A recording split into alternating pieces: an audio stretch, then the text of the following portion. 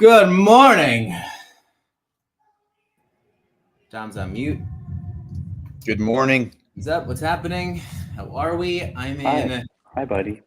I'm in what feels like hell right now. Just so you know, so loud. Explain what's going on. The gym apparently upgraded their speakers, but by upgrading their speakers, they fixed the one that wasn't working. It was already loud with one. Now they have two. Now you can just hear everything. Now it's just like rattling this office. So just setting the tone for if you hear anything, that's all. But I'm sorry, it's starting on a bad note. I'm glad it was that. I was expecting something a little bit more drastic, although that doesn't mean that I'm not empathetic towards the situation. It's all good. Not an issue. No, you know what? I just had an in-person client here, so it was like I was Morning, Jason. Apologizing.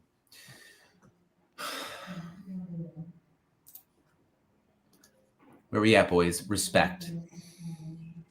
Who is getting respected by their kids? Are you guys getting respected by your kids? Generally. A little bit. Maybe like 1.5 out of 3. 1.5 out of 3. It is it's a tough one. But John mentioned yesterday, Jason did too. Why don't we start with some gratitude? What do you guys got? On this particular day, I'm really struggling with my morning routine stuff. Past 4 days, I've been slamming the snooze button for like an hour and a half. Grateful for this. This is my anchor right now. Is you guys. So I appreciate you. Oh, I heard a noise, and I thought you were gonna hold up like a mug of coffee. But I think I still have coffee. Yeah, my gratitude. Yesterday was a solid, very strong day. So I feel like after a couple weeks of being a little bit off my schedule, yesterday was a strong day. I got a good workout in early in the morning. I had a new team show up on a job, and everything went well as far as laying them out, and they got started right away. I was able to come back a little later and see some pretty good progress, so that made me happy. And then today I get to go home a little early and see the kids. That's awesome, man. I'm so glad you get that. We got Paul, grateful over here. Grateful for you guys showing up every day, setting an example for us new dads. Yeah, man, being a new dad is so there's a lot that goes into being a new dad. There really is. Yeah, but I feel like Paul has found the hack. Paul, you're gonna win. You found a little dad community, before you had a little kid. So I think Paul's off to an amazing start. I can't wait to see what Paul becomes. That's a good little reflection point. Thinking about reflecting on when I was at that first point that Paul is currently in. Trying to remember if I don't think I even had that. I think I was one of the first dads in my like close friend group. That was like within driving distance. So part of that experience was the trying to hang out, but also had a kid. Yep. I could have used 100%. That was 100% me and my wife. Here. Who do you guys turn to now outside of this? Who is it that you go to for most of your connection?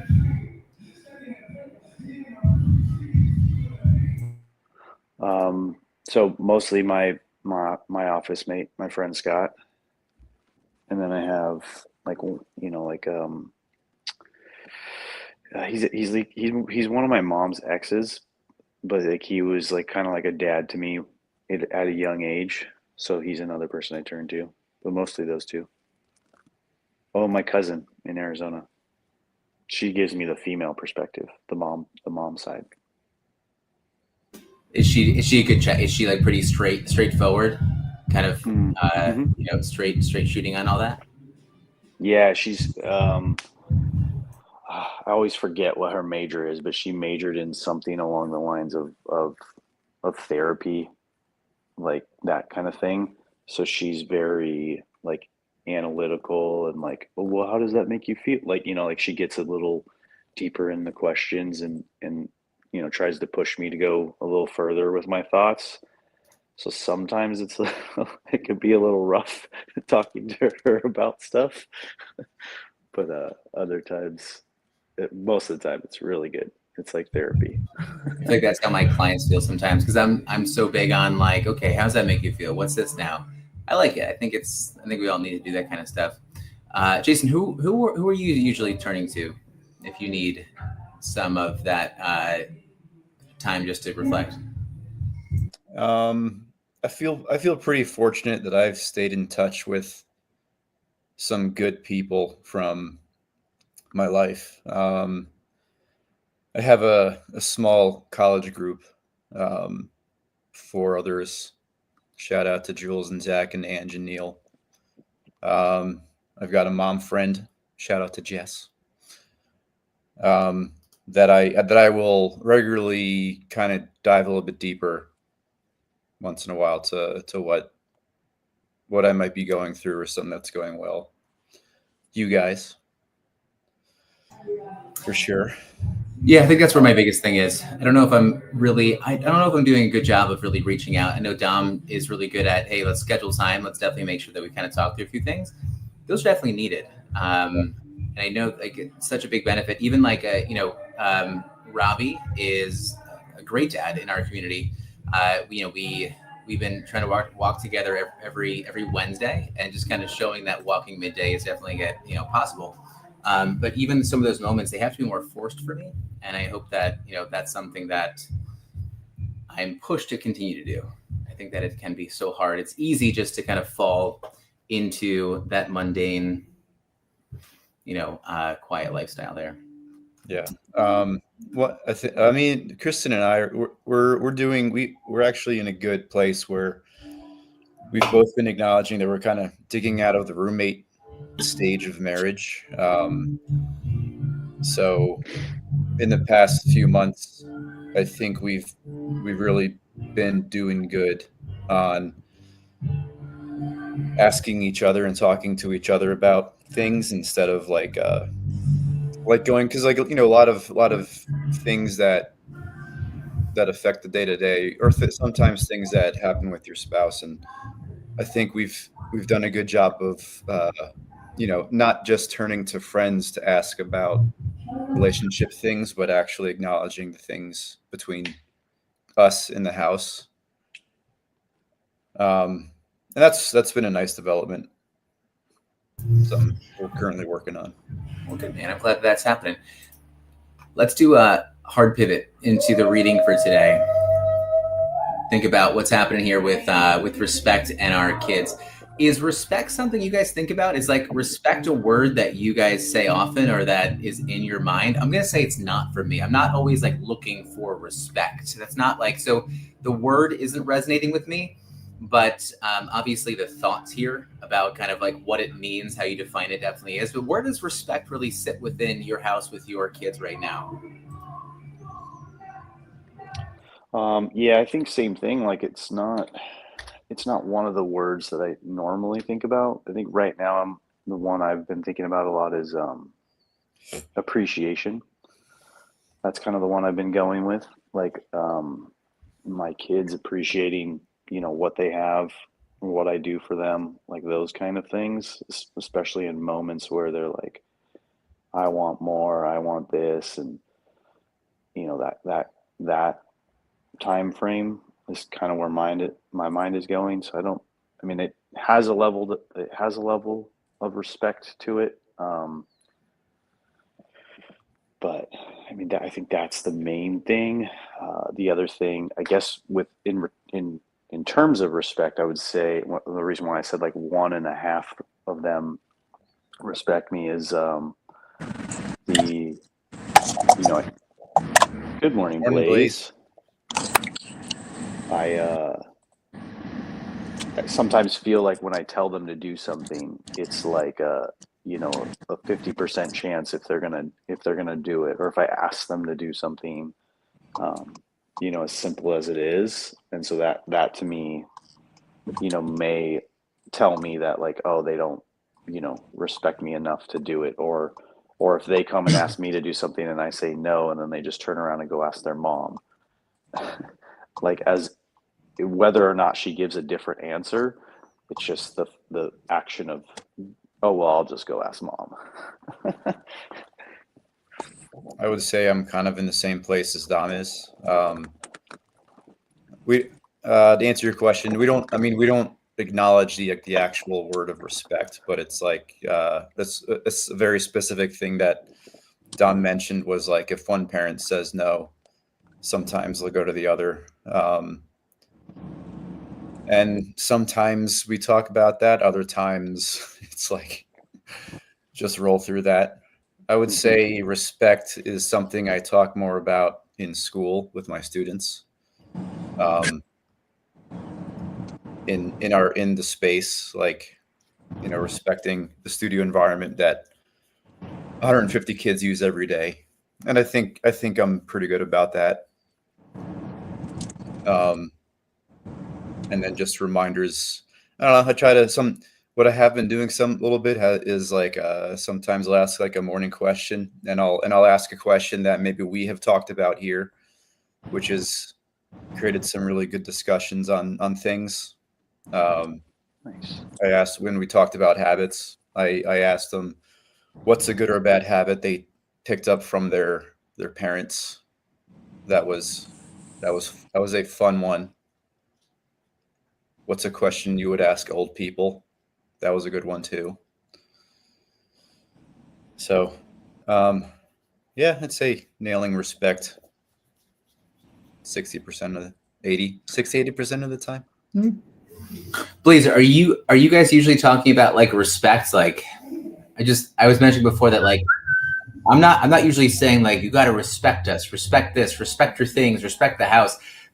Is that something that comes up with you guys? I feel like it's almost like an old thing. It's like an older thing, kind of what our parents maybe said, our grandparents.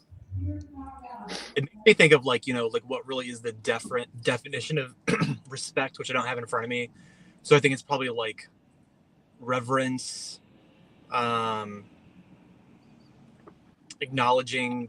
I think society is getting away from like the old meaning of respect. I remember 3 lives ago when we lived in Columbus, Ohio, and we moved into the house, the neighbor had 4 kids. And just in casual conversation one day, he's like, da da da da da da, and he's like, please let me know if my kids don't refer to you as Mr. Hirsch or Mr. Blaze. And I was like, oh, okay. That's like, you could call me like poop neighbor. And I would be like, oh, hey, what's up? Like, I don't really care what they could call me like swears, and I probably wouldn't care that much. But I think that like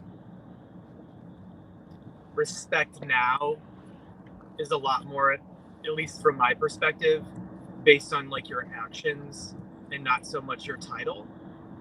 And I think that's a big difference. But again, like, I'm not Ryan Holiday or Socrates, but I think it's a great conversation to have about the evolution of respect and what the societal hive mind perspective is now.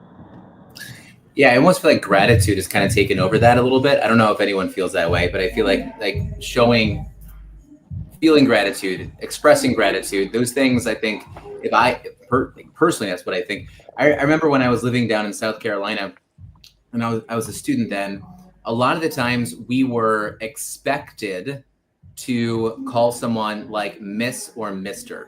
And then their first name. So like, it would be like Mr. Dom, or, if it was my wife, it would be like Miss Lauren. And it was to show respect. I had a really hard time with it because I was like, just because you're older than me, I have to show you respect for that. And it just wasn't vibing with me. And so I would usually just call someone by their first name, not to be disrespectful, but it was just because like, well, the other side of it makes me feel like I'm like, yeah, taking a knee in front of you. And I was like, I don't even know who you are. Like, what's that point? But I was also, I mean, Jason, we were told as kids to only call people by Mr. and Mrs. Nowadays, no one calls me Mr. Turner. I don't know if I even want to be called Mr. Turner. To be Mr. honest. Turner, that's my dad. Yeah, I will. Exactly how I feel. Like I still call, you know, the on the chance times that I see like friends' parents, I will always call them Mr. and Mrs. And yeah, now like these days with like all of our parent friends, it's like on like the handful of times when a parent refers to me as like Mr. Turner to their kid is like, whoa, you can call me Jason. You come down there. I'm not that old. Yeah. There was a doctor once in the hospital that was pushing me to do something that I didn't think was safe, nor did I want to do. And this individual kept bothering me about it. And it got me to the point where I'm like, listen, miss, I'm not doing that. That's against the policy. Here's the policy. Read it.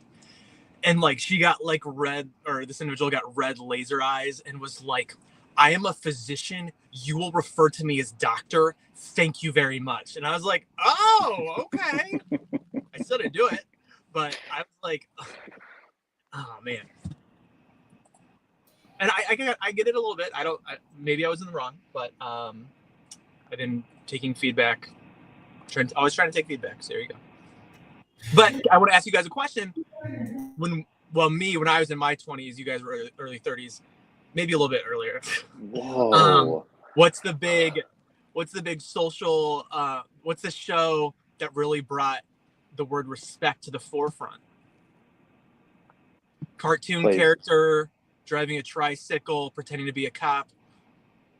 Blaze, since I am so much older than you, I'm going to prefer that you call me Mr. Dominic from now on. I need a little bit more respect from my youngins. Blaze, where are you going with this question? It was. I hate saying it out loud because it sounds juvenile, but like, respect my authority from Eric. South Park. That was like a big part of pop culture for me. Yep. Yeah, I mean, I don't know if I've watched South Park in a long time.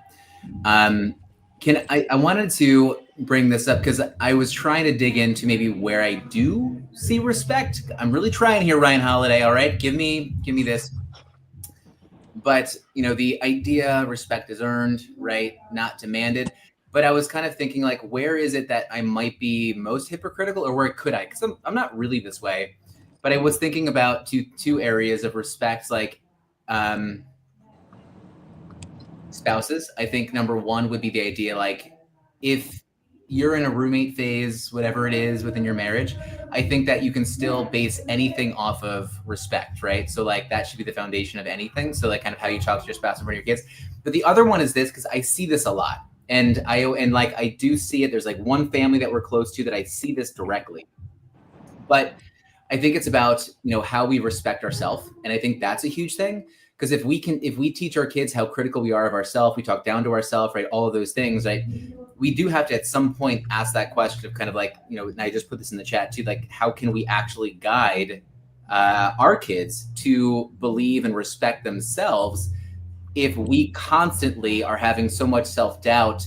And, you know, I think as an entrepreneur, and, you know, this is always talked about, but like that idea of imposter syndrome, that I feel like that resonates with me more than asking my kids to respect me and like all those kind of things too. But are we actually respecting ourselves enough, whether it's health, whether it's mindset, connection with friends, all those kind of things too? Are we doing that enough to actually show them what it means to, like, that respect starts internal with yourself? That's where I'm at. What do you guys think about it? 100%. How can you teach anyone to respect anyone else or ask for respect if you don't value yourself first?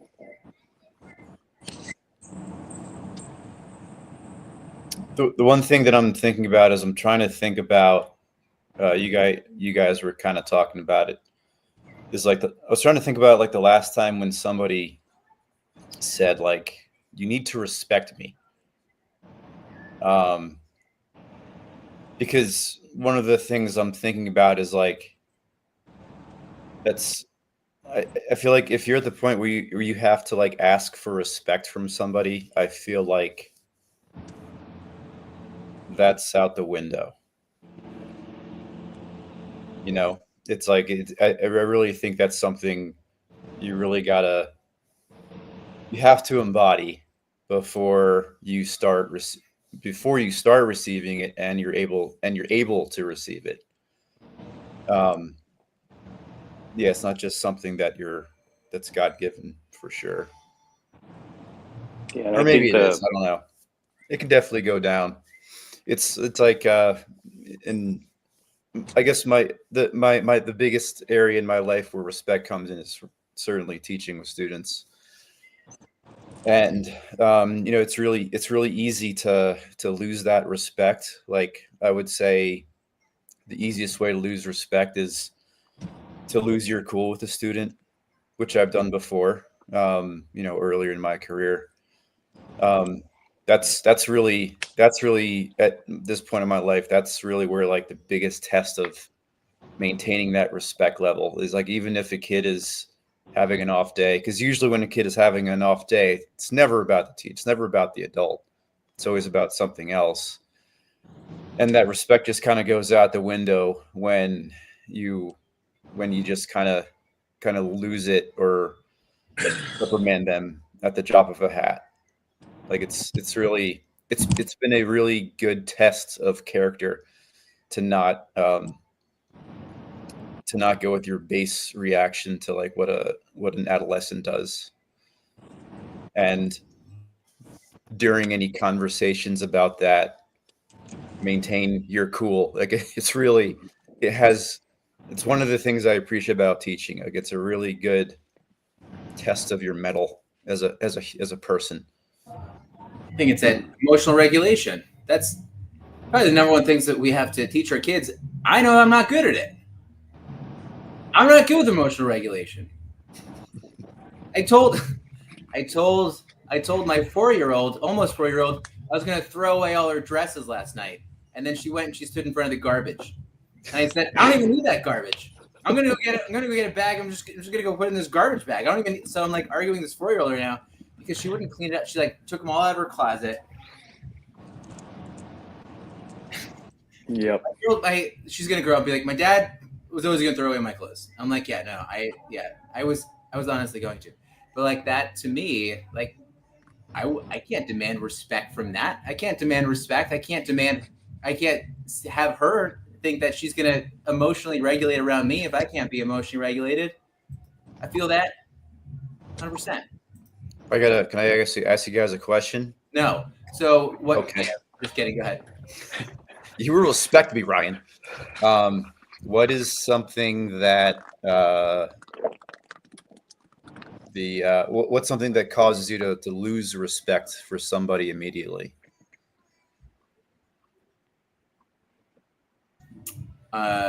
When they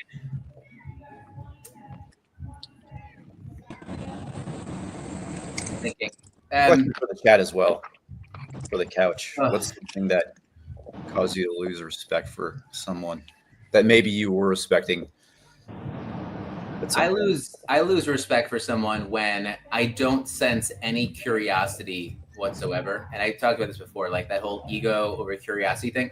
Like someone can be really egotistical. I'm totally fine with that. But if they lack curiosity, or they will not take a moment to think about what we're talking about in the conversation, and they just keep moving forward. Like there's points for that. There's times for that. But I think like the lack of curiosity in any conversation with me, I lose respect, and I'm usually out at that point, which might not be right, but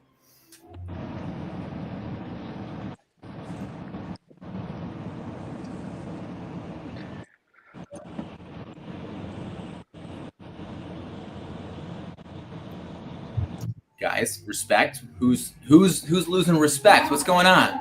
Oh, Just thinking about like my daughter's really into these letter bracelets. She goes like back and forth, and I hate them because they're constantly breaking and disappointing her, and then she gets all upset about it.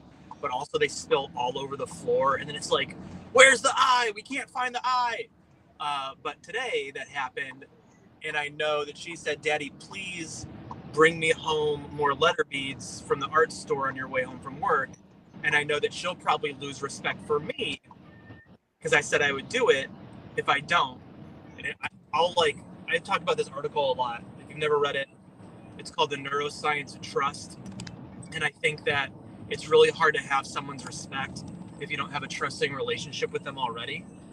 And I just think about in the professional world, nursing, which I'm a nurse, so I know the most about, is like there's a lot of like professors and managers and directors and chief nursing officers that have all these initials after their name, and it's called alphabet soup. And I think every time they get one of these letters, they're like, oh, I'm going to gain more respect. And it's like, I think that's cool. I mean, like, good job. But like, where's the action? Like, how are you applying this? What have you done? And I think that a lot of people understand that, but a lot of people don't. And that's where my mind's going with respect today. It's a good point. I feel like keeping up with like what I'm promising my kids. I try to be extremely careful about what I say yes to. And even when I say yes, I'm like, wait a second. My answer's gonna be maybe because I don't even know. So like, I always get afraid that they will be like, oh, you lied. I'm like, well, I didn't really lie because it wasn't I wouldn't want to try to lie to you. Like I always tell my kids this, that like I have two choices. I can either trust you or not trust you. There's no in between. And so if I have to make that decision, my decision is to trust you. And that's where I'm going to come from right now. So you could be lying to me, whatever it is, but I'm going to trust you right now. And then we can move on from there. And I think that that's been my way of trying to make sure that they feel respected, instead of coming from a place of like doubt. So that's it. It also makes me think, is respect tied with fear? Should respect be tied with fear? Is there an aspect of fear with respect? I feel like my reaction first is like, no, but I guess that's where some people have come from, right? Yeah.